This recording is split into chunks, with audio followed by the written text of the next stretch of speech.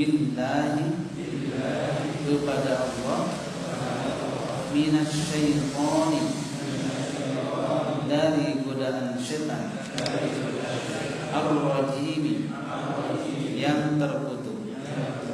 Qul katakanlah Muhammad lilladzina bagi orang-orang yang kafaru mereka kafir satu labuna pastilah kalian akan dikalahkan wa tuhsyaruna dan kalian telah akan digiring ila jahannam ke neraka jahannam wa bi'sa seburuk-buruk al-mihad tempat tinggal. Qad kana sungguh telah ada lakum bagi kalian ayatun bukti-bukti yang nyata fi fi'ataini dalam dua kelompok iltaqata yang saling bertemu. Fi'atun sekelompok mereka tuqatilu berperang fi sabilillah di jalan Allah wa ukhra dan kelompok lainnya kafiratun mereka kafir yarawnahu mereka melihat mereka mislaihim dua kali lipat mereka ra'yal aini dengan penglihatan mata kepala.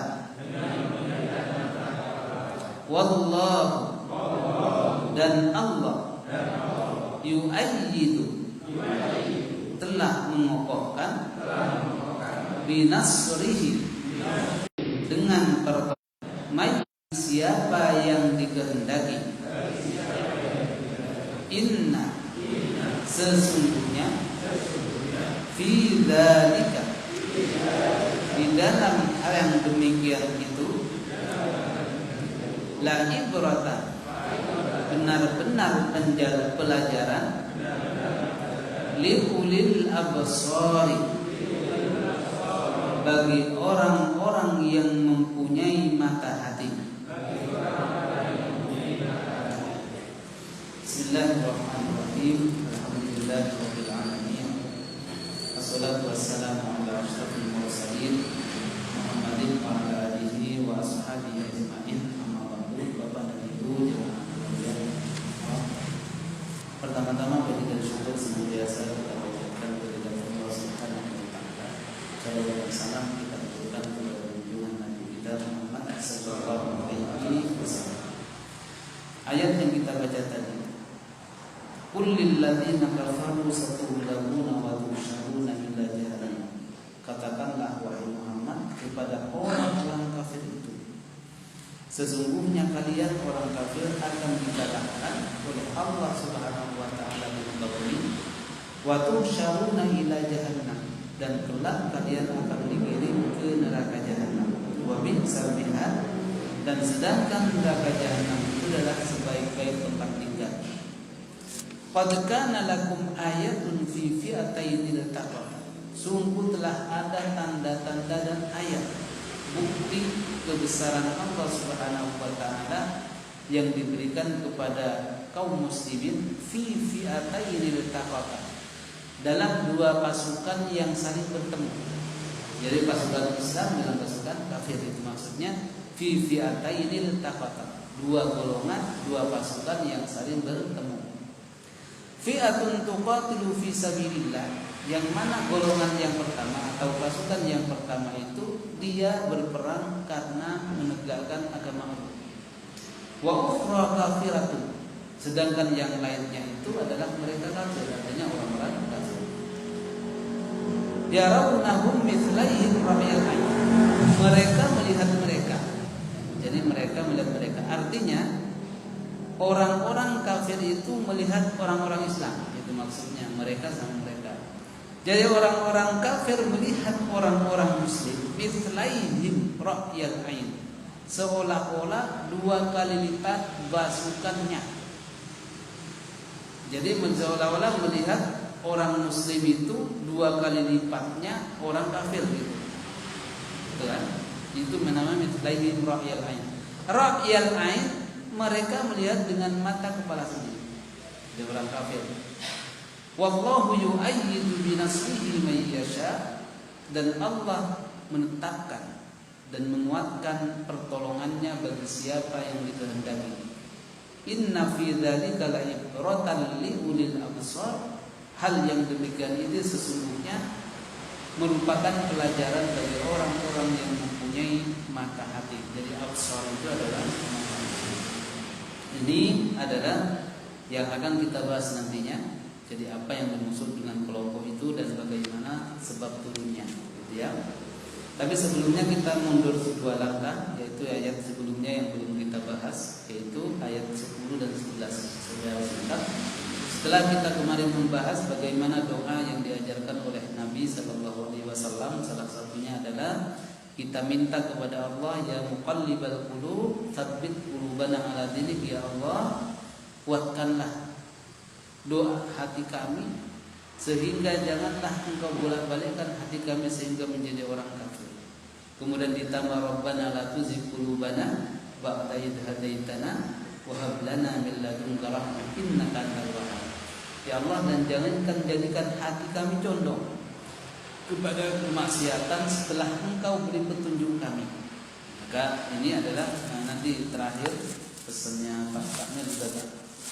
Print ini saya susun, kemudian biar gampang ya, nanti kita buka.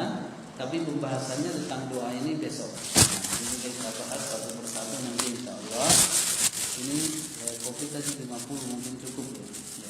Kalau kurang ke mobil ke atas. Ya, jadi ini salah satunya doa yang di dalam Al-Quran juga dengan kaitannya dengan doa dari hadis Nabi. Nah, punten ya Pak.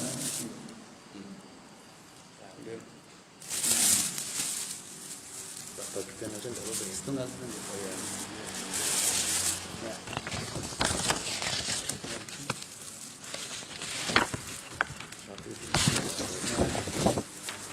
Jadi ini salah satu doa ma'furat namanya ya. Ma'furat itu adalah langsung dari hadis dan Al-Quran.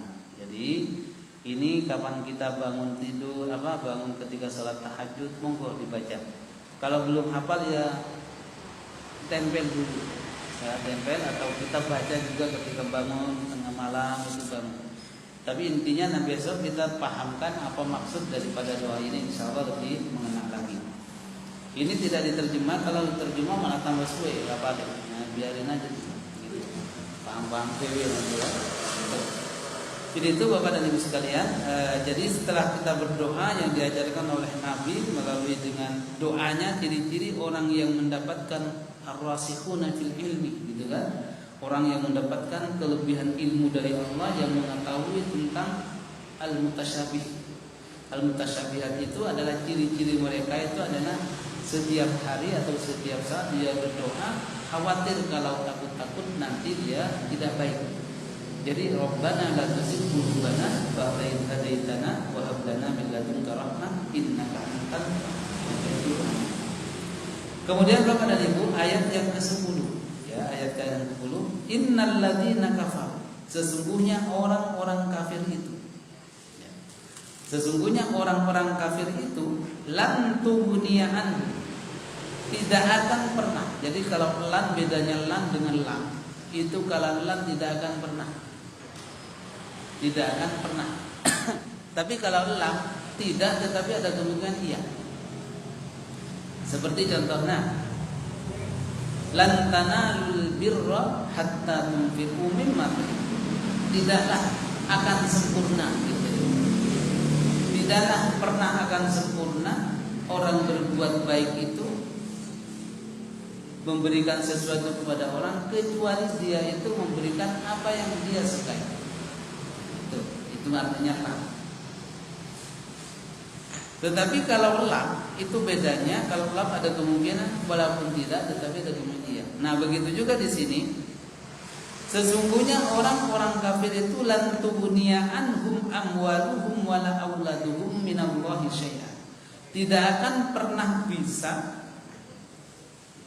mencegah azab Allah Subhanahu wa taala melalui harta mereka ataupun anak-anak mereka dari siksa Allah sedikit pun. Maksudnya, jadi walaupun orang kafir dia punya harta, kemudian juga dia punya anak, yang mana dia adalah kebanggaannya, tapi dia tidak bisa mencegah adanya siksa yang akan diberikan kepada si pemiliknya. Jadi orang kafir mau sedekah berapapun, tapi kalau ada nyumbang ke masjid terima, karena itu kembali kepada Allah gitu ya. Dari Allah. Kalau ada kan banyak di samping kanan kiri kita, wah ini ada orang beda agamanya, ambil aja, tak apa-apa. Tetapi jangan masukin saku ke masjid, gitu ya. Karena itu adalah kembali kepada. Hanya saja dia itu tidak akan pernah mendapatkan apa-apa, hanya mendapatkan kebaikan dari manusia saja. Hanya dapat kebaikan dari manusia saja. Kalau dari Allah tidak akan dapat apa-apa. Maka oleh sebab itulah begitu juga anak itu tidak akan pernah bermanfaat bagi mereka, walaupun anaknya banyak. Beda dengan orang Islam. Kalau orang Islam itu lama kalau dia punya harta kemudian hartanya diwakafkan, dia akan menjadi amal jariah. Tapi sebaliknya kalau orang kafir tidak akan pernah seperti itu. Makanya kalau Islam diajarkan kan tazawwadu al-walud wal wadud. Tazawwadu al-walud wal wadud. Jadi nikahilah orang-orang yang manaan. Itu disandang karena dia itu untuk menjadi memperbanyak umat Nabi Muhammad sallallahu alaihi wasallam. Mati dulu ya, mudah-mudahan yang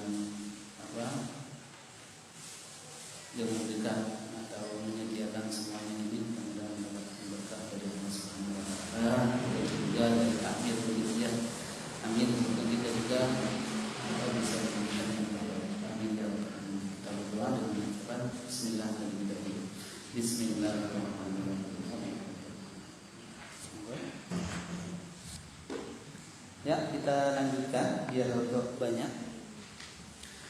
Jadi, kalau orang Islam dia punya sebagian harta yang dia miliki, maka dia pasti akan menolong orangnya.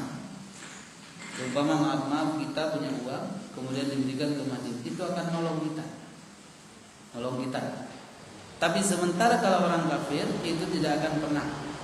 Begitu juga anak itu kalau anaknya orang muslim dan dia juga muslim, maka dia akan memberikan manfaat kepada orang tua. Makanya semakin banyak anaknya, maka semakin banyak kesempatan mereka untuk berdoa kepada kita. Ya, kepada kita. Karena sebab itu salah satu yang diajarkan, maka dengan itu anak yang baik itu adalah sering mendoakan. Coba kalau kita anaknya 11, kayak siapa? Syekh Ali Jabir itu saudaranya 11, sehingga beliau sendiri yang bilang kalau aku badan tinggal nomor 1 katanya juga. Itu sampai banyak. Maka dan begitulah orang-orang terdahulu. Maka ini semakin banyak, maka dia banyak juga berdoa kepada kita dan bisa menghalangi terhadap apa yang berikan menjadi beban bagi kita sebagai orang tua. Maka orang tua yang mungkin di dalam kubur sudah lama dan di situ kita karena kita maaf orang tua sering banyak dosa, tapi masih muslim, didoakanlah oleh anak-anaknya. Nah, ini yang bisa mengangkat dosa-dosa dan kesalahan yang itu maksud daripada innalladzina kafaru lan tughni anhum amwaluhum wala auladuhum minallahi syai'a wa ulaika hum waqudun nar. Jadi mereka itu adalah bahan bakarnya. Jadi semakin banyak orang kafir, semakin banyak juga bahan bakar orang. Nah, kemudian yang selanjutnya kadabi ali fir'auna walladzina min qablihim. Keadaan mereka itu artinya orang-orang kafir yang sekarang seperti keadaan yang berkaitan dengan Fir'aun. Sama. Jadi mereka durhaka kepada Allah. Lalu kenapa di sini disebutkan Fir'aun? Bukan Namrud ataupun yang lainnya. Maka para ulama menafsirkan bahwasanya disebutkannya Fir'aun karena yang paling banyak pengakuannya di dalam Al-Qur'an tentang kesombongan adalah Fir'aun. Sehingga mengatakan ana rabbukumul a'la. Itu hanya Fir'aun. Walaupun bukan satu-satunya dia orang yang jahat seperti Namrud. Itu juga lebih jahat dari Akan tetapi Fir'aun disebutkan banyak sekali karena dia sendirilah di dalam Al-Quran yang mengatakan saya itu Tuhan. Tetapi pernah menyesal juga ketika mau mudar. Dia mengatakan kalau begitu saya nyesal tidak beriman kepada Tuhannya Musa dan Harun. Udah mau kelelep. Itu artinya orang kafir itu pun juga sadar. Nanti ketika mau masuk kubur, ketika di rohnya itu susah keluar, mereka sadar aslinya. Waduh, kayak ngono lupa gak ikut pengajian, macam-macam. Sudah telat tak? Alhamdulillah. Karena secara hakikatnya mereka juga menyesal akhir hayatnya. Mereka kan sebenarnya bukan karena gak paham. Makanya tahu dalil itu bukan satu-satunya orang bisa menjadi muslim, enggak. Mana dalilnya? Kasih dalil juga gak mau, tetap. Itu kan orang Yahudi dalilnya akeh tenang. Sampai Bani Israel itu coba Al-Baqarah itu dalil semua, mereka gak beriman. Jadi begitu ketika orang muslim, kadang-kadang dia gak mau ke masjid kalau gak ada dalil. Dikasih dalil juga ke masjid. Itu kan. Jadi dalil itu bukanlah satu-satunya yang bisa menjadikan orang baik. Gitu ya. Tapi kadang-kadang dalil ada tapi tetap dilanggar. Itulah. Jadi sehingga saya gak mau ini kalau gak ada dalil juga gak mau kok. Gitu kan. Itu jadi satu-satunya itu ada yang berkaitan dengan masalah dalil. Orang kafir, orang Yahudi itu minta dalil, tapi kasih dalil gitu. Jadi ini jangan satu-satunya apa yang tidak semua yang ada dalil itu yang harus diikuti. Jadi pendapat-pendapat yang itu mengambil intisari dari Al-Qur'an dan hadis diikuti adalah. Kemudian jadi perumpamaannya misalkan mereka itu adalah seperti orang pada masa Fir'aun yang mereka itu adalah durhaka dan mengaku bahwa dirinya adalah Tuhan. Kadzabu bi ayatina, yang mana ciri-ciri mereka itu yang pertama adalah mendustakan ayat-ayat kami. Jadi semua ayat ini didustakan, baik itu ayat kauniyah ataupun qauliyah. Kalau Al-Qur'an dan maka oleh sebab disebabkan karena dia itu ngeyel, tidak percaya, fa akhadhahumullahu bidunubihim. Lalu kemudian Allah menyiksa mereka itu disebabkan karena dosa mereka. Wallahu syadidul iqab, dan Allah adalah sangat dahsyat hukumannya. Nah, ini kaitannya dengan kemarin ada pertanyaan. Lalu bagaimana surga dan neraka itu ada apa enggak? Sekarang maksudnya sekarang itu ada apa enggak? Atau ada yang lebih lanjut lagi mengatakan, apakah surga itu kalau ada penghuninya apa masih kosong gitu? Nah itu ya. Lalu kita jawab. Jadi dengan para ulama itu diantaranya adalah Syekh Utsaimin mengatakan, jadi surga dan neraka itu ada. Surga dan neraka itu sudah Allah ciptakan. Di mana Allah berfirman, wasari'u ila maghfiratin min rabbikum wa jannatin arduhas samawati wal ardh. Bersegeralah engkau melakukan kebaikan kepada Allah, bertobat kepada Allah, dan yang mana nanti akan dimasukkan ke dalam surga di mana seluas langit dan bumi. Jadi bukan hanya selangit, langit belum bumi. Berarti kan menunjukkan bahwasanya surga dan neraka itu ada. Itu satu pasang yang sudah tidak dibedakan. Jadi ada neraka, ada surga. Hanya saja keadaannya itu apakah dia bisa dinikmati atau bisa dirasakan oleh kita? Belum. Sebelum kita meninggal. Jadi kalau sudah meninggal barulah. Jadi ini hanya kenikmatan yang ada dunia itu ada sifat rahmannya, bukan dari surganya belum. Tapi kalau sudah nanti masuk kepada alam barzah barulah menangkapkan. Sehingga ada namanya siksa kubur, ada namanya nikmat kubur. Ada siksa kubur, itulah seteruan dari surga. Walaupun kuburan itu bukan bagian daripada hari kiamat, akan tetapi jalan yang menuju kepadanya. Jadi barzah itu beda lagi, itu hanya jadi jembatan yang akan melalui kepada akhirat gitu. Jadi akhiratnya itu nanti ada. Nah, oleh sebab itu, apakah ada penghuninya atau tidak?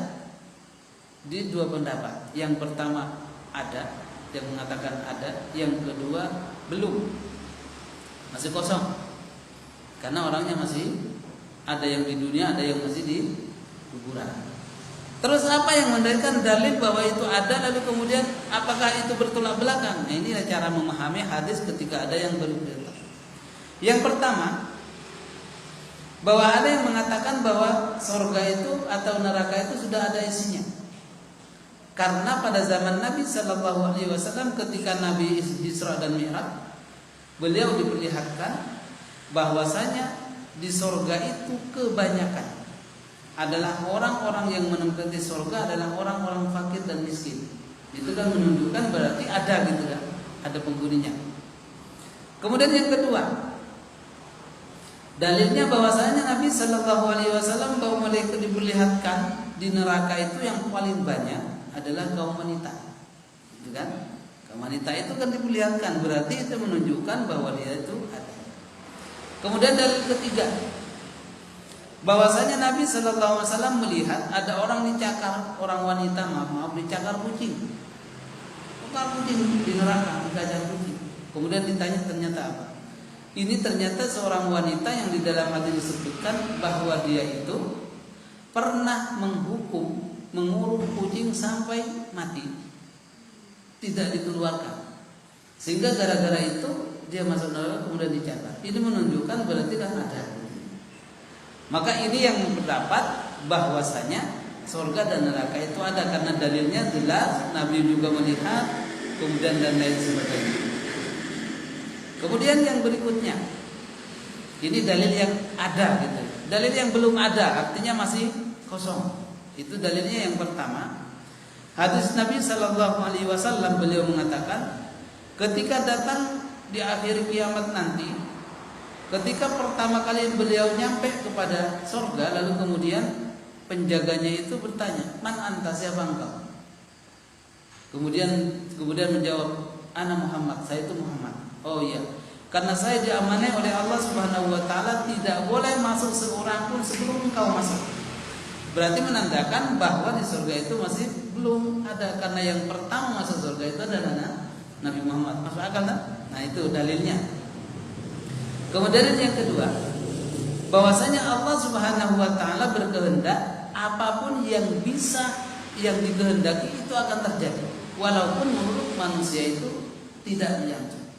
Jadi adanya diperlihatkannya ketika Isra Mi'raj dengan Nabi sallallahu alaihi wasallam perlihatkan neraka dan itu, ini menandakan bahwa Nabi digambarkan orang-orang yang nantinya akan terjadi seperti itu sudah dilihatkan dulu. Jadi Allah itu sudah tahu yang nanti akan terjadi, itu digambarkan duluan. Nah, itu Allah. Dan itu bukan masalah apa, itu bebas. Allah itu kan mengerjakan sesuai apa yang dimau. Tapi kita saya kadang-kadang Ustaz itu terlalu vulgar ya. Allah itu maaf itu ada kata-kata yang kurang baik. Menyuluki walaupun maknanya ya benar. Seperti contohnya Allah itu berbuat sakarepe dhewe. Itu gak pas itu untuk Allah, itu gak pas. Itu sering dengar kan? Itu gak pas. Itu gak boleh kita melakukan seperti itu. Jadi Allah itu berkehendak sesuai dengan kehendaknya itu baik. Jadi seperti coba kita aja, orang tua aja, bapak itu sakarepe dhewe. Itu kan kasar. Kasar tuh, apalagi menghadapkan kepada Allah Subhanahu wa taala. Itu juga gak pas. Jadi ada kata-kata yang mungkin dia benar tapi kurang pas. Jadi kepada Allah pakai sakar pede gitu kan. Itu kurang pas adalah kalau kita lontarkan apalagi tengah-tengah umum gitu ya, pengajian dan lain sebagainya, itu kan sering dengar. Allah itu kan sakar pede ini artinya itu gak pas. Jadi bagi kita hindarkanlah kata-kata yang seperti itu, karena itu adalah merupakan hal yang tidak pas dengan dinisbahkan kepada Allah. Dinisbahkan kepada orang yang lebih tua aja kurang pas, apalagi kepada yang menciptakan langit dan bumi, itu sangat tidak pas. Jadi Bapak dan Ibu sekalian, dengan beberapa hadis, apakah hadis satu dengan lainnya Al-Quran juga begitu? Iddatil muttaqin, iddatil kafirin, itu ada. Apakah bertentangan? Enggak. Itu ngambil cara mengambil dikompromikan. Berarti kalau demikian bahwasanya kita menghadapi seperti itu haruslah yakin bahwa surga dan neraka itu ada dan diberikan kepada orang yang sesuai dengan amal perbuatannya. Maka dalam hal ini tidak usah terlalu perdalam, karena akan mengakibatkan akibat kita tidak terjadi. Gitu ya. Yang jelas dalil yang mengatakan ada dalilnya, yang tidak juga ada.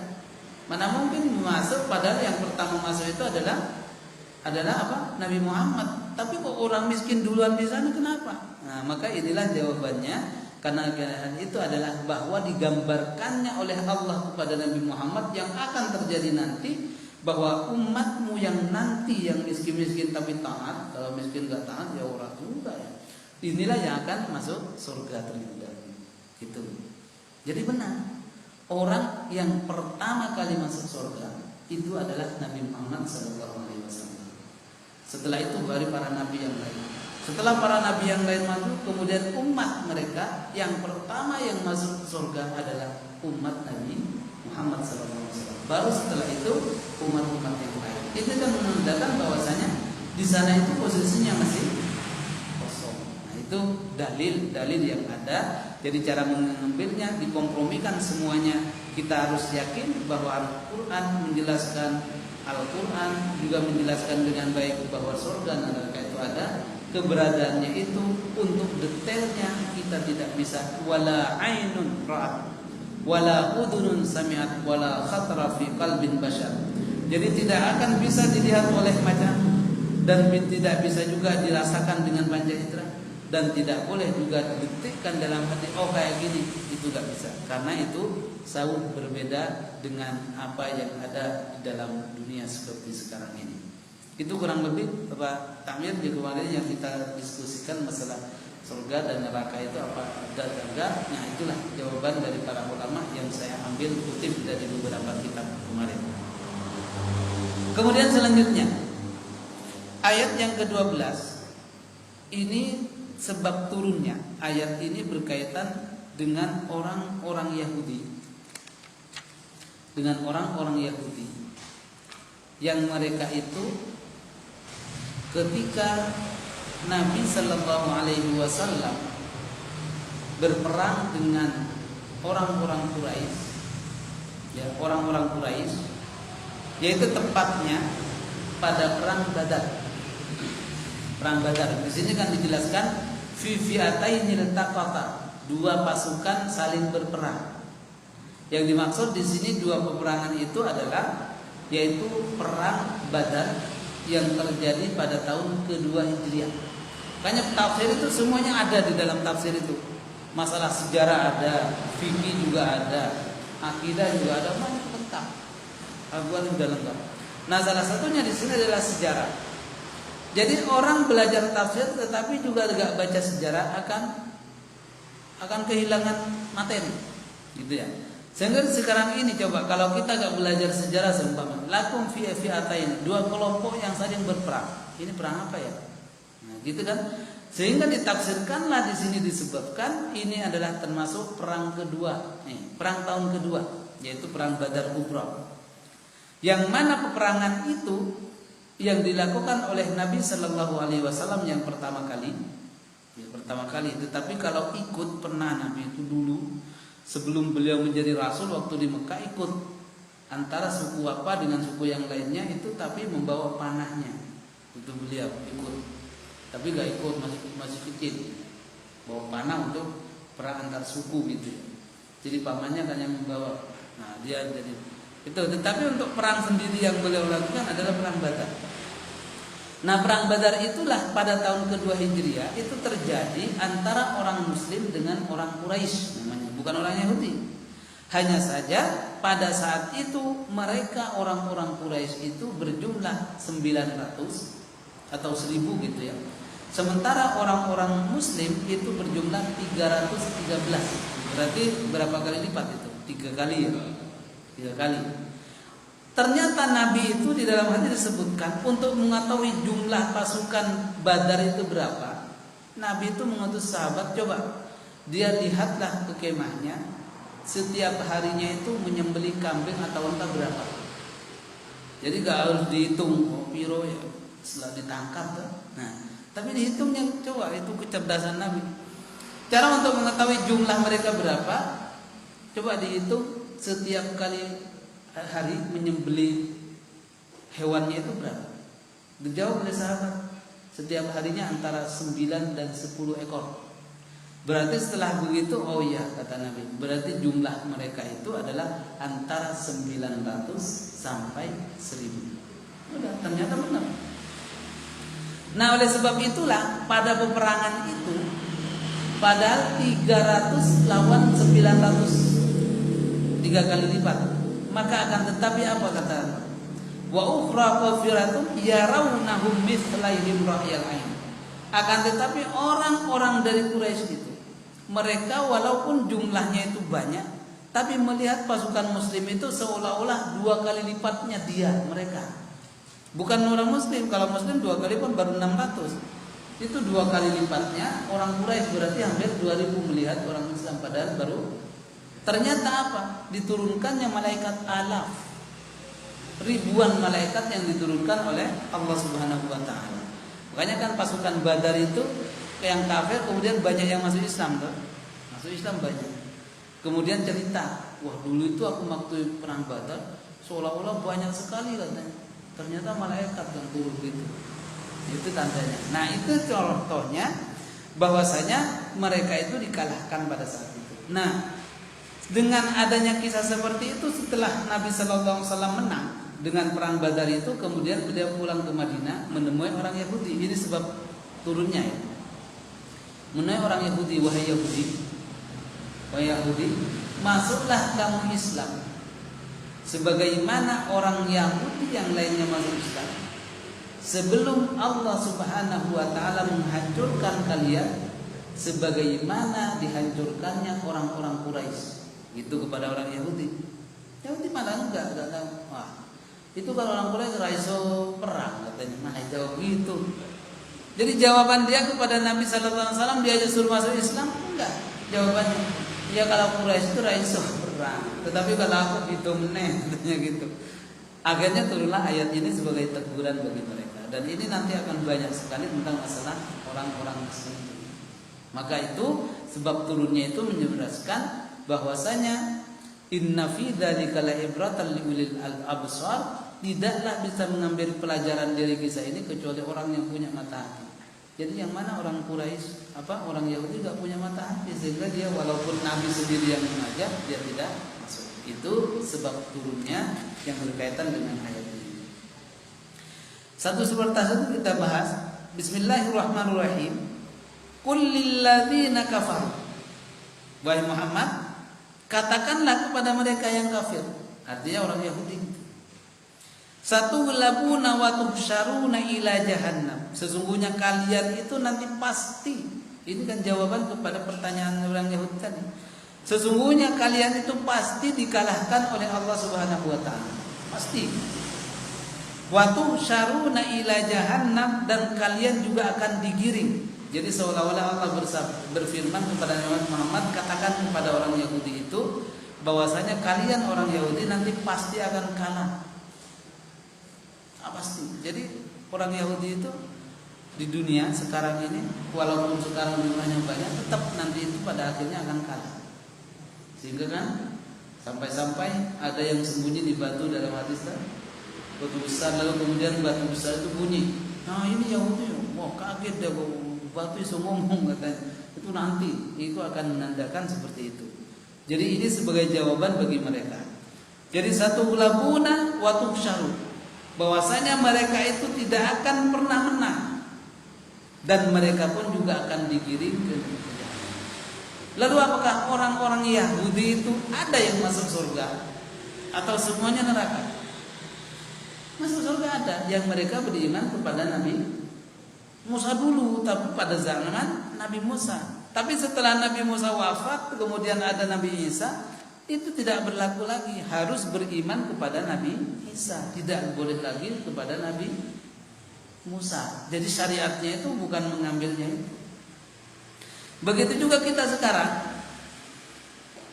Walaupun ada orang Yahudi, walaupun pakai kitab mereka, tetap gak diterima, karena sudah ada yang menggantikan semua itu yang disebut dengan mukjizat yang besar, yaitu Al-Quran.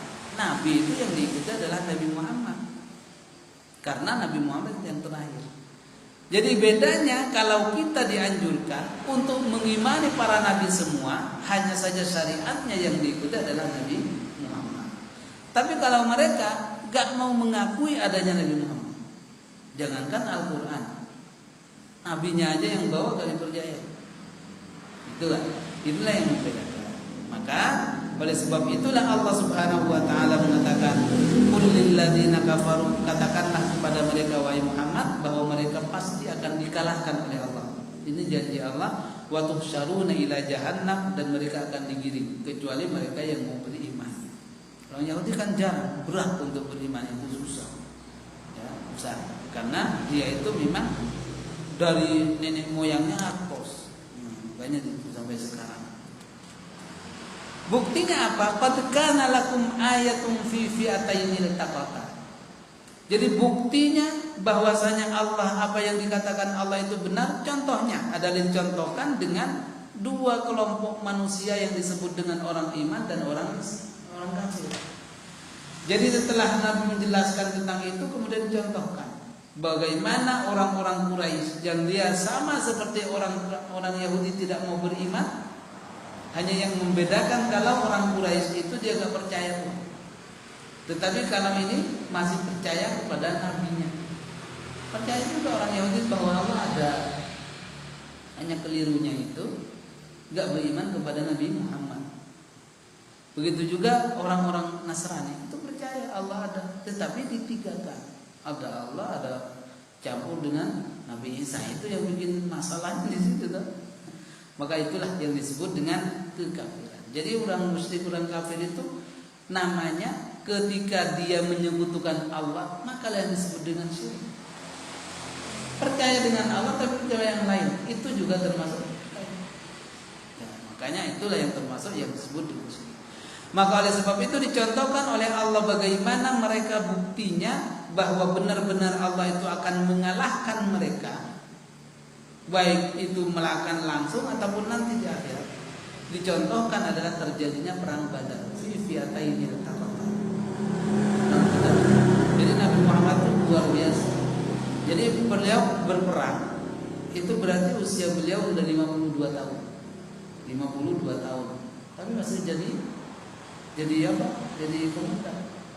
Kalau kita 52 ke pasar itu cari kan. Nah, ini jadi kuatnya. Nabi itu luar biasanya dan memimpin perang langsung. Tetapi pemimpinan yang dipimpin oleh Nabi itu pasti dia semangatnya lebih dibandingkan dengan. Maka kemudian Allah Subhanahu wa taala menjelaskan setelah itu membeberkannya bagaimana pentingnya kamu ketahui wahai orang Yahudi bahwasanya Allah Subhanahu wa taala menghancurkan orang-orang Quraisy itu yang jumlahnya banyak. Dan orang banyak, dan ini nanti di dalam surat At-Taubah ini lengkap. Makanya surat Taubah itu kan surat perang. Sangat banyak sekali perang-perang yang terjadi mulai dari perang. Itu akan banyak sejarah. Kita kan kadang-kadang tahunnya perangnya perang Badar dan perang Uhud. Perang banyak juga. Ya, banyak juga. Jadi ada perang itu ada dua, ada namanya Ghazawat, ada yang Saraya. Yang Ghazawat itu adalah perang yang diikuti oleh Nabi. Kemudian ada yang Saraya, namanya Saraya itu adalah perang yang tidak diikuti Nabi. Artinya Nabi ada tapi tidak ikut berperang. Kan banyak. Ketika seperti penaklukan kota Mekah pertama kali sebelum ditaklukkan oleh Nabi, itu kan ngirim dulu. Perang Hunain, begitu sebenarnya. Itu semuanya nanti di dalam surat At-Taubah akan ada. Nah, yang menarik di sini bagaimana Allah Subhanahu wa taala jadi mengutus malaikat itu sesuai dengan porsi. Yang mana Allah Subhanahu wa taala memberikan bantuan kepada orang muslim. Pada saat itu terdesak. Artinya dari jumlah mungkin sudah sedikit, akan tetapi pada saat itu Allah Subhanahu wa taala mengingatkan. Nanti juga ada bagaimana ketika Nabi Daud alaihissalam itu dengan jumlahnya sedikit tetapi bisa mengalahkan orang banyak. Jalut gitu kan. Nah, ini dicontohkan oleh Allah kepada mereka agar supaya mereka itu semangat. Maka apa Allah Subhanahu wa taala mengatakan yarawnahum mithlaihim ra'yal ain. Jadi mereka orang-orang Quraisy itu melihat orang-orang muslim itu seolah-olah jumlahnya 2 kali lipatnya dia. Berarti kan 2 ribuan. Ya. Wallahu yu'ayyidu binasrihi may yasha. Dan pada saat itu juga Allah mengukuhkan pertolongannya bagi orang-orang yang dikehendaki. Jadi Bapak dan Ibu sekalian rahimakumullah, jadi bukti kebenaran Allah dengan janjinya itu tidaklah sedikit-dikit lalu kemudian ditolong, enggak. Jadi yang namanya pertolongan Allah itu kalau sudah mentok, disitulah akan ada pertolongan Allah. Tidak setiap minta ini langsung, enggak. Tetapi kalau sudah mentok hanya kembali kepada Allah baru. Kita kan pernah dengar ada seseorang yang kurung di dalam gua, ya tahu 3 orang. Kemudian masuk dalam gua, kok tiba-tiba ada batu nutupin, wes mateng di dalam. Kan ini sudah mentok, toh. Tidak ada yang bisa menolong kecuali Allah pada saat itu. Taruhannya kalau gak bisa keluar, innalillah, kan itu. Dan disitulah kemudian baru meminta setelah mentok. Begitu juga kita. Jangan sedikit-dikit langsung, wah Allah itu gak sayang. Belum mentok, berarti belum mentok gitu. Kemudian pada saat itulah Allah Subhanahu wa taala apa? Padahal dengan doa. Makanya kita boleh dengan tawasul dengan doa kita, tawasul dengan amal saleh kita boleh. Yang satunya bertawasul karena dia berbuat baik kepada orang tuanya, gitu kan? Kemudian pintu bukanya gitu. Itu hadisnya sahih. Kemudian yang kedua, karena dia itu pernah suka banget kepada orang perempuannya. Kok tiba-tiba tapi yang perempuannya gak suka sama dia. Akhirnya suatu hari dia yang perempuan itu butuh, lalu kemudian menawarkan diri, ya wes aku gelem kan. Tapi ketika udah mau melakukan, kemudian dia tinggalkan karena ingat kepada Allah. Ya Allah, kalau itu memang betul-betul itu, saya tinggalkan karena Engkau Maha Tolonglah, digeser. Nah, akhirnya, tapi gak betul. Satu lagi yang menemukan, apa dia?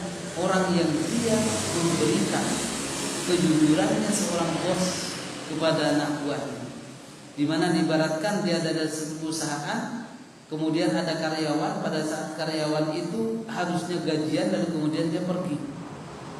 Tapi setelah beberapa tahun datang nagih kepada majikannya, bos, mana gajiku yang dulu itu kan, begitu. Padahal udah lama. Kalau kita kan dan gitu. Tapi enggak. Sekarang gajimu itu sudah jadi satu kambing ini jadi satu utang. Akhirnya apa? Yang dikatakan bahwa dibelanjakan, ini gajinya itu belikan kambing, dan kambingnya jadi satu kebun gitu kan. Dan pas ada itu dia mengatakan, itu semua punyamu, jadi ambillah. Ya diambil tenang, boleh saya 2 kali 5 itu enggak, dibawa kape sama dia. Keterlaluan juga. Tapi si bosnya mengatakan, kalau itu ya Allah, biarkan semuanya itu karena Allah. Kan tentu ngasih makan, ngasih minum gitu kan. Tapi yang karyawannya malah ngambil aja, gak pakai pamit, tapi bawa. Kemudian kalau ini saya lakukan karena Engkau ya Allah, maka dibuka. Ini berarti menandakan bahwasanya ketika sudah di ujung-ujung kesusahan, disitulah Allah Subhanahu wa taala membuktikan bagaimana keagungannya dan bagaimana juga kemuliaannya kepada kita. Dan itu banyak contohnya. Contohnya perang Badar. Itu gak mungkin secara akal 300 melawan 1000, itu pasti rusak. Tetapi karena Allah menolongnya. Kemudian apa? Yang terbukti juga tentang Fir'aun. Coba pasukan Fir'aun ketika mentok Nabi Musa alaihissalam udah bingung. Nanti katanya. Akhirnya apa? Tongkatnya yang suruh lemparkan. Itu tidak sedikit-sedikit tongkatnya dilemparkan, tapi kadang-kadang saja ketika pas. Tapi kalau orang kesaktian sekarang apa? Punya musuh dikit dipakai. Makanya gak mati, ya kan? Karena terlalu sering. Maka inilah Allah Subhanahu Wa Taala memberikan kepada kita itu kelebihan-kelebihan yang intinya adalah bagaimana kita munajat, meminta tenangan ketika kita kepada Allah. Yang intinya Bapak dan Ibu sekalian, yang pertama adalah ayat yang kita baca ini. Jadi orang-orang kafir itu semuanya tidak akan pernah bermanfaat apa yang dia tinggalkan, mau anak, mau itu harta ataupun yang lainnya. Sementara sebaliknya orang Islam, kalau dia itu punya anak ataupun punya harta, bisa membantu dia walaupun dia sudah meninggal, kalau dia pernah bersedekah dan mempunyai anak yang kita tinggalkan itu anak saleh. Kemudian yang kedua, bahwasanya orang-orang kafir, baik itu bentuknya Yahudi, Nasrani ataupun yang lainnya, semuanya itu akan dikalahkan oleh Allah Subhanahu wa taala. Yang akan menang itu adalah orang Islam. Nabi Isa nanti turun bukan lagi agama sendiri, akan tetapi melanjutkan agama yang dibawa oleh Nabi Muhammad sallallahu alaihi wasallam. Bahkan mereka orang-orang yang mengakui Nabi Isa itu adalah Tuhan, dia itu dibelai sendiri oleh Nabi Isa nantinya. Maka tahu sendiri. Kemudian yang selanjutnya bahwa Allah apabila berkehendak, apapun yang menurut akal tidak bisa, pastilah bisa. Tidak ada syai'an ayyakul lahu kun fayakun. Terbukti adalah perang Badar yang mana jumlah umat Islam hanya sedikit, akan tetapi bisa mengalahkan jumlah yang sangat banyak. Itu kemurahan Allah Subhanahu wa taala. Insyaallah kita bahas minggu yang depan. Kalimat juga ini kalau masih ada di bawah ya, biar kita satu-satu, nanti satu paragraf satu paragraf. Jadi kalau masih kurang nanti bisa ngopi ya, itu. Nanti kita satu paragraf bahas dulu, kemudian biar mantap bagaimana ketika kita berdoa kepada Allah Subhanahu wa taala. Mungkin ini yang dapat saya sampaikan, mudah-mudahan bermanfaat. Insyaallah mudah-mudahan kita sehat semuanya. Amin. Sehingga kita bisa beraktivitas menjadi kewajiban kita dan kita juga bisa hadir di majelis taklim. Mari kita akhiri, kita tutup dengan bacaan doa kafaratul majlis. Subhanallahumma wa bihamdika asyhadu an la ilaha illa anta astaghfiruka wa